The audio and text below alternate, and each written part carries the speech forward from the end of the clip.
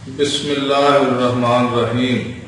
السلام علیکم ورحمۃ اللہ وبرکاتہ۔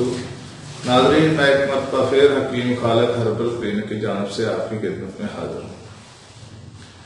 ناظرین، آج جو میں آپ کو ویڈیو دکھانے لگا ہوں وہ بہت ہی اہم ہے، یعنی کہ ذکاوت حس۔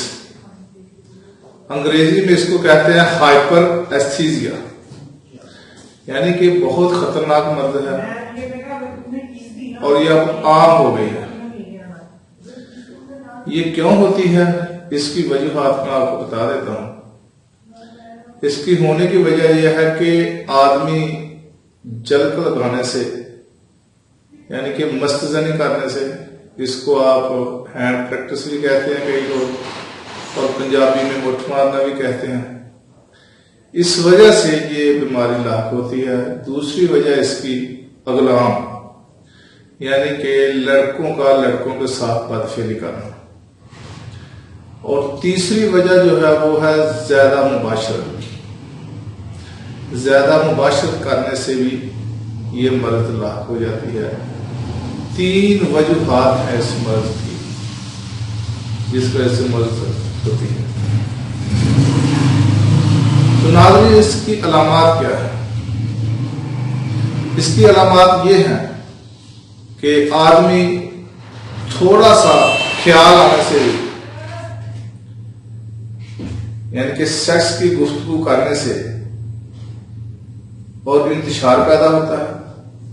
کسی عورت کے ساتھ بھی ویسے عام حالت میں بھی کوئی غیر محرم ہو، اس سے بات کرنے سے بھی انتشار پیدا ہو جاتا ہے، اور کئی دفعہ ایسا ہوتا ہے کہ کپڑے کی رگڑ سے بھی انتشار پیدا ہو جاتا ہے اور منی کا اخراج ہوتا رہتا ہے۔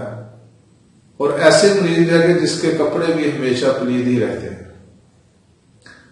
اور یہ آج کل نیٹ کا دور ہے، نیٹ میں لڑکے دیکھتے رہتے ہیں مختلف تصاویر، اور یہ فلمیں جو دیکھتے ہیں سیکسی قسم کی، اس وجہ سے یعنی کہ یہ مرض آدمی کو شادی کے قابل ہی نہیں رہنے دیتا۔ اگر شادی ہو بھی جائے تو وہ کئی گھروں میں اس وجہ سے لڑائی بھی پڑ جاتی ہے، حتیٰ کہ طلاق تک بھی نوبت پہنچ جاتی ہے۔ وہ طلاق تک نوبت کیسے پہنچتی ہے کہ آدمی جو ذکاوت حس کا مریض ہے، وہ آدمی کو بہت زیادہ سست انظار ہو جاتا ہے، یعنی کہ جلدی ڈسچارج ہو جاتا ہے، جس وجہ سے عورت جو ہے وہ دونوں میاں بیوی کے درمیان لڑائی جھگڑا رہتا ہے۔ اگر وہ آدمی بار وقت اس کا علاج نہ کرائے تو طلاق تک نوبت پہنچ جاتی ہے۔ تو ناظرین، آج جو میں آپ کو اس کے بارے میں نسخہ بتاؤں گا، اگر با احتیاط اس کو استعمال کیا جائے تو انشاءاللہ تعالی اس سے بہت زیادہ اس کو فائدہ ہوگا، اور وہ آرام کی زندگی گزاریں گے، اس مرض سے چھٹکارا حاصل ہو جائے گا۔ تو کچھ لوگ ایسے ہیں کہ مرض یہ ہوتا ہے اور دعائیں وہ طاقتور کھاتے ہیں۔ جب طاقتور دعائیں کھائیں گے تو مزید یہ مرض ترقی کرتا جائے گا۔ تو ناظرین، جن حضرات کو یہ مرض ہے ان کو تو سب سے پہلے چاہیے کہ وہ کسی مستند طبیب کے ساتھ مشورہ کریں۔ اس کے بغیر ویسے اس کا علاج بہت مشکل ہے، پھر بھی میں آپ کو جو نسخہ بتاؤں گا یہ استعمال کریں، کافی حد تک اس کو استعمال کرنے سے فائدہ ہوگا۔ تو ناظرین، آپ کاپی اور پینسل پکڑ لیں اور یہ میرا نسخہ جو ہے وہ لکھیں۔ یعنی کہ اس میں سب سے پہلے آپ نے لینا ہے کافور دیسی، لکھیں کافور دیسی، 1 تولہ آپ نے لینا ہے۔ نمبر 2، ایکسٹریکٹ بیلاڈونا،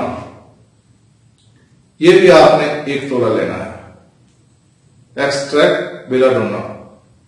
نمبر 3، کشتا سیدہ کا،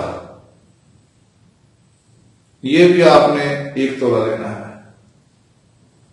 اس کے بعد کشتا کلی، پارا شورے والا، یہ بھی آپ نے 1 تولہ لینا ہے۔ اس کے بعد افیون خالص 3 ماشا، یعنی کہ جس کو عرف عام میں فیم بھی کہتے ہیں۔ فیم ملنی ذرا مشکل ہے، لیکن اگر کوشش کریں تو مل ہی جاتی ہے، کیونکہ طب میں اس کی اجازت ہے استعمال کرنے کی۔ تو یہ وہ چیزیں ہیں، یہ آپ نے اس کو گرائنڈ کرنا ہے، یعنی کہ پیسنا ہے۔ پیس کے اس کی تقریباً اگر تو پانی کے ذریعے آپ 2 رتی کی گولیاں بنانی ہیں، بریک بریک گولیاں بنانی ہیں، زیادہ موٹی نہیں بنانی۔ اگر اس میں تھوڑی سی آپ کیکر کی گوند بھی بنا لیں تو اس سے بآسانی بھی گولی بن جائے گی، ویسے اس کی ضرورت نہیں ہے۔ اگر آپ کو دشواری پیش آئے گولی بنانے میں تو پھر استعمال کر لیں، ورنہ استعمال نہ کریں، پانی کے ذریعے ہی گولی بن جائے گی۔